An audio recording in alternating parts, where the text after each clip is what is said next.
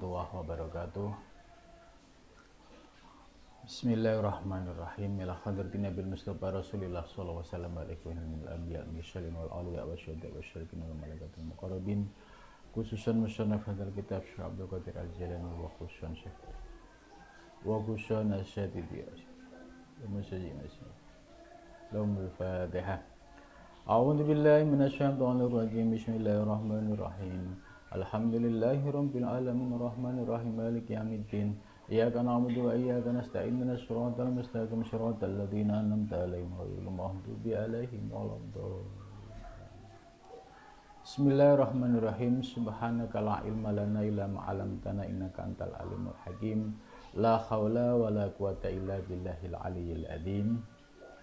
Sore ini kajian kitab tafsir Al-Jailani membahas surat Al-Anfal ayat 30 yang berbunyi A'udzu billahi minasyaitonir rajim. Bismillahirrahmanirrahim.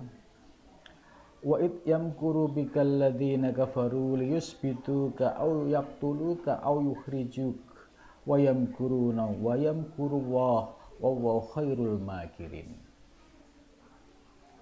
Ayat ini terkait dengan bagaimana tipu daya orang-orang kafir Quraisy yang ingin mencelakai Nabi Muhammad SAW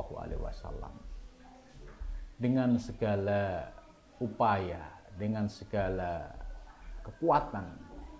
Bagaimana Rasulullah SAW itu bisa celaka, bahkan bisa meninggal, sehingga dakwah Islam yang sudah mulai diajarkan oleh Nabi besar Muhammad SAW bisa terhenti. Nah, ayat ini sebagai bukti bahwa segala rekayasa orang-orang kafir Quraisy terhadap Nabi semua mengalami kegagalan. Wa'id yamkuru, dan ketika melakukan tipu daya bika denganmu, yakni bika ini kepada Nabi besar Muhammad SAW, ya failnya alladzina kafaru, yaitu orang-orang kafaru, mereka kufur, ya, mereka melakukan segala upaya, melakukan rekayasa. Apa yang dilakukan? Liyusbituka, mereka ingin mengurung. Lisbituka itu ingin membuat Nabi itu terkurung di dalam rumah, ya, tidak diberikan akses keluar, bahkan tidak dikasih makan. Tujuan mereka supaya Nabi meninggal dengan sendirinya. Ini liusbituka. Yang kedua, au yaktuluka, atau mereka ingin membunuhmu. Ya, sudah beberapa kali upaya pembunuhan Nabi Muhammad oleh kafir Quraisy selalu mengalami kegagalan. Bahkan pernah sampai satu rumah, ya, dilubangi depan pintunya. Tujuannya ketika Nabi masuk itu terus bisa masuk ke dalam jurang, kemudian akhirnya kubur bersama-sama. Ternyata semua mengalami kegagalan. Au yukhrijuka, atau mereka ingin mengusirmu. Jadi ayat ini menggambarkan bagaimana upaya kafir Quraisy terhadap Nabi besar Muhammad SAW. Yang pertama, ingin mengurung, ya, Nabi Muhammad supaya tidak diberikan akses makan dan minum sampai meninggal dunia. Ternyata gagal. Yang kedua, au yaktuluka, mereka merekayasa berupaya membunuh Nabi, ya, seperti yang terjadi ketika Nabi tidur di sebuah rumah, ya, bersama Abu Bakar dan Sayyidina Ali. Kemudian ya, Nabi Muhammad, ya, memerintahkan kepada Sayyidina Ali untuk tidur di tempat biasa Nabi tidur. Kemudian Nabi beserta Abu Bakar keluar dari rumah. Nah, padahal di luar rumah itu pemuda-pemuda kafir Quraisy sudah bersemangat ingin membunuh Nabi besar Muhammad SAW, ya. Au yukhrijuka, atau mereka mengusirmu, ya. Nabi sudah beberapa kali hijrah ke Taif, dan bahkan sampai ke yaitu Via ya. Itu. Nah, yang terakhir adalah hijrah menuju Madinah. Wayam kuruna, dan mereka melakukan tipu daya, rekayasa. Wayam kuruwah, dan melakukan tipu daya, artinya melakukan perlawanan terhadap tipu daya orang-orang kafir Quraisy. Siapa? Allah. Jadi orang-orang kafir Quraisy punya skenario ingin membuat Nabi Muhammad celaka, tapi Allah punya skenario ingin menyelamatkan Nabi besar Muhammad SAW. Dua skenario, dua rekayasa, siapa yang paling kuat? Ternyata apa yang diskenariokan oleh orang-orang kafir Quraisy tidak pernah berhasil. Artinya bahwa skenario Allah, rekayasa Allah untuk menyelamatkan Nabi besar Muhammad SAW ya menjadi kenyataan.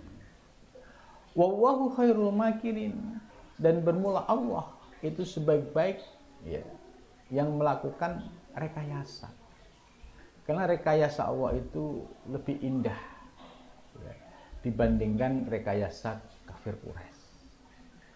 Kafir Quraisy ya, sejak Nabi mendapatkan wahyu ya, di usia 40 tahun, bahkan selama periode Mekah, Nabi ya siang dan malam itu selalu menjadi target ya oleh kafir Quraisy.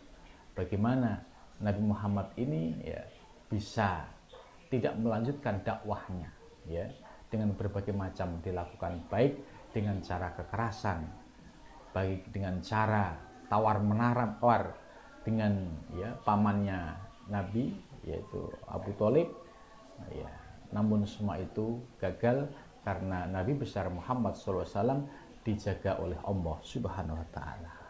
Nah, ini menarik ya terkait dengan penjelasan ayat di atas ya.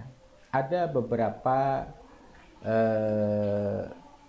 kisah terkait peristiwa ini, yaitu wadzalika annahum khina sami'u imanal ansor tasawwaru al adharihim fi amri sallallahu alaihi wasallam wa irtifa'i sya'nihi wa sutu'i burhanhi fatukala alaihim iblis fi suratis sah qala ana minasdin sami'tu istima'akum fa ahdurukum li'alama kaifa tudabbiruna fi amri hadas sakhas alladzi law baqiya zamanan ala hada yakhafu alaikum min syirihi. Nah, jadi maksudnya ketika sedang dialog itu ada seorang iblis yang masuk fi surati syekh ya, dalam rupa seorang tua yang ikut nimbrung diskusi di situ. Kemudian faqala Abul Bahtari, salah satu tokoh Quraisy ya, menyatakan ro'i anta jasuhu fi baitin wa tasuddu manafidahu ghairu quwwatin yalqauna ilaihi ta'amu wa syarabu hatta yamut. Ini salah satu tokoh kafir Quraisy berpendapat, menurut pendapatku lebih baik Muhammad itu dikurung dalam sebuah rumah dan seluruh pintu dan jendelanya ditutup kunci. Ya, jangan sampai ada akses orang yang bisa masuk, jangan diberi makan, jangan diberi minum, hatta yamuta, sampai Muhammad itu mati. Ini usulan dari Abu al-Bahtari.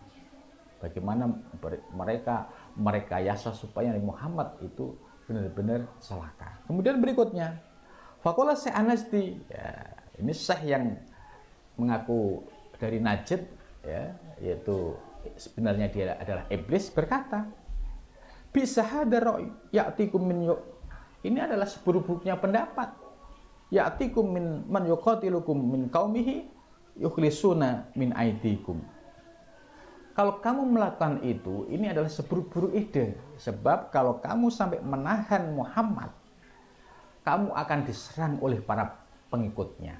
Dan ketika mereka menyerang, mereka akan berusaha bagaimana menyelamatkan Nabi Muhammad. Ini balasan dari iblis. Kemudian faqala Hisam bin Amr Hisham bin Amr juga tokoh kafir Quraisy, dia berpendapat ra'yi ayyahmaluhu ala jamalin fayukhrijuhu min ardikum wala yahukum dororun bani Hashim. Menurut Hisham ibnu Amr, mereka berpendapat ya lebih baik mereka ya ditaruh di sebuah unta, kemudian disuruh bawa pergi unta. Kemana dia pergi? Ya, yang penting dia meninggalkan kampung kita. Gitu.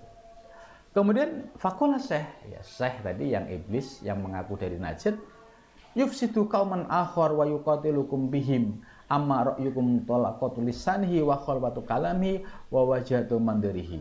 Syekh ini tetap menolak pendapat itu, termasuk pendapat yang tidak bagus, karena dianggap ini akan memberikan celah ya, kalau Nabi Muhammad keluar ya entah kemana pasti akan menyusun sebuah kekuatan ya. Yang menarik yang terakhir, faqala Abu Jahal, dan Abu Jahal ya berpendapat urun rembuk, ana aro antakhudu ya, aku punya pendapat antakhudu mingkulli batonin gulaman wata'tuhu saifan fayudrifuhu daf'atan wahidah fayatafarraku damuhu fil qabail fala yaqwa banu Hasim ala hurbi Quraisy kulluhum fa in talabu aqalnahum. Ini ide dari Abu Jahal lebih jahat ya. Menurut Abu Jahal ya lebih baik ya Nabi itu diambil ya, kemudian ya dilemparin batu daf'atan wahidah ya sampai Nabi itu meninggal ya, hancur fayatafarraqu damuhu fil qabail. Nah, kemudian darahnya itu bisa terpisah-pisah ya fil qabail oleh beberapa kelompok gitu. Ya, sehingga nanti tidak menyalahkan kepada kita. Jadi ini ide dari Abu Jahal. Faqala Syekh berkata, ya Syekh yang iblis tadi, sotaku hadal fata. Benar ini pendapat pemuda ini. Wattafaqu ala yaihi, kemudian mereka sepakat atas pendapatnya. Ya. Setelah mereka semua berkumpul melakukan rekayasa ingin membunuh Nabi Muhammad, fa'ata Jibril an-nabiyya. Fa'ata maka datang siapa Jibril an-nabiyya kepada Nabi alaihi wassalatu wassalam wa ahbarul khabar. Ya, Jibril datang kepada Nabi memberikan kabar tentang rekayasa yang sudah diskenarikan oleh orang-orang kafir Quraisy. Bahkan di situ ada iblis yang ngaku dari Najd dan juga Abu Jahal. Wa amaru bil hijrah, dan Jibril menyuruh Nabi ya, supaya hijrah ya. Fabida sallallahu alaihi wasallam aliyan karma wajah alamat wajhihi ya. Nabi kemudian menyuruh Sayyidina Ali untuk menempati tempat tidurnya Nabi ya. Kemudian dengan berselimut sebagaimana wa kharaja sallallahu alaihi wasallam ma Abi Bakrin. Kemudian Rasulullah sallallahu alaihi wasallam keluar beserta Abu Bakar radhiyallahu anhu ya, wa madhuya ilal ghor, dan keduanya menuju ke gua Hira. Ke gua Sur ya, ini ke gua Sur. Nah, ini kisah yang sudah kita sering dengar bahwa malam terakhir itu mereka mengepung rumahnya, rumah yang ditempati oleh Rasulullah SAW ya. Mereka mengintip, oh iya masih ada. Kemudian Rasulullah mendapatkan wahyu, kemudian Rasulullah memerintahkan kepada Sayyidina Ali untuk tidur di tempatnya Nabi ya dengan berselimut. Maka ketika kafir Quraisy mengintip, oh iya masih tidur. Nah, tapi ketika menjelang subuh hingga pagi kok nggak keluar-keluar. Akhirnya memaksakan diri masuk ke rumah tersebut. Ternyata yang tidur di tempat Nabi bukanlah Nabi tapi Sayyidina Ali karmu wajah. Sementara Rasulullah beserta Abu Bakar ya sudah berjalan di tengah kegelapan malam, yaitu bersembunyi di gua Sur. Itu. Fabatal musyrikun yahrusun aliyan, dan semalaman orang-orang musyrik itu menjaga rumah yang di situ ada Sayyidina Ali. Ya, yang dikira itu adalah Nabi Muhammad SAW. Falamma asbahu saru liyaqtuluhu, ya, farau alian. Ketika sudah menjelang pagi, mereka bersemangat ingin membunuh Kanjeng Nabi yang dianggap masih tidur itu. Ternyata setelah dibangunkan Sayyidina Ali. Faqalu, mereka berkata, aina sahibukum, di mana temanmu, yaitu Rasulullah dan Abu Bakar. Faqala ma'adri, Sayyidina Ali menjawab, aku tidak tahu. Fattaba'u asarahu, kemudian dia, orang-orang kafir Quraisy, menyusuri jejak-jejak Nabi semalam, ya, yaitu kan karena daerahnya pasir, maka bekas-bekas langkah Nabi dan Abu Bakar itu kan kelihatan. Itu diikutin terus. Fattaba'u asarahu. Falamma balagu al-ghor, maka akhirnya sampailah ke gua Sur. Ra'au nasjal angkabut ala babihi, tapi ketika sudah mendekati gua Sur, mereka melihat kok ada laba-laba yang buat sarang. Faqalu lau dakhalahu lam yabqa lanasjal angkabut asyar. Andai Rasulullah itu masuk ke dalam gua ini saya tidak ada sarang laba-laba di sini. Mana mungkin dia bisa masuk gitu. Fama kasafihi, Rasulullah SAW tinggal di gua Sur itu kurang lebih salasah 3 hari. Summa kharaja, setelah itu Rasulullah keluar nahwal Madinah, menuju ke kota Madinah. Jadi inilah sebagai bukti bahwa sejahat apapun rekayasa orang-orang yang ingin membunuh Rasulullah SAW, ya masih kalah dengan rekayasanya Allah yang ingin menyelamatkan Nabi besar Muhammad SAW. Pelajaran yang bisa diambil dari kisah ini, ya ketika kita berjuang di jalan Allah, kita meyakini sebuah kebenaran, ya kita jangan pernah berhenti untuk noleh kiri, noleh kanan, sehingga melemahkan semangat kita. Istiqomahlah, jalan terus, pasti akan mendapatkan kekuatan dari Allah Subhanahu wa taala, pasti akan diberikan penjagaan oleh Allah Subhanahu wa taala.